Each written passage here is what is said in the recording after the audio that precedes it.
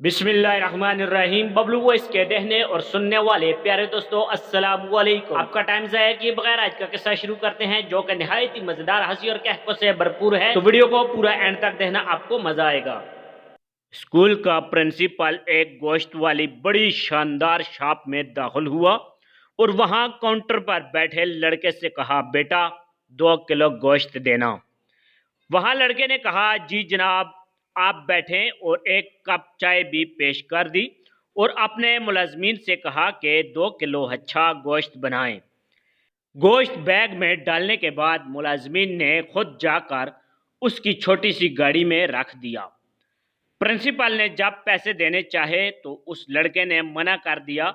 तो प्रिंसिपल ने पूछा, बेटा तुमने इतनी मेरी खिदमत की और गोश्त के पैसे भी नहीं लिए, क्या तुम मुझे जानते हो?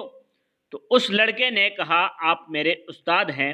याद है आपको जब मैंने क्लास में एक गलती की थी तो आपने कहा था कि तब तक क्लास में तुम दाखिल नहीं हो सकते जब तक तुम अपने सरपरस्त को साथ ना लेकर आ जाओ। तो मैं स्कूल से भाग गया और एक छोटे से कसाई के यहाँ काम शुरू कर दिया था।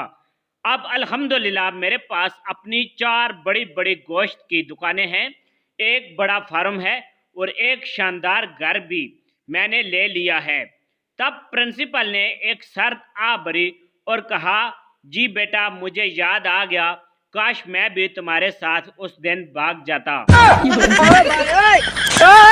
मोहज्जद सामीन ग्राम, कैसी लगी आपको हमारी आज की वीडियो?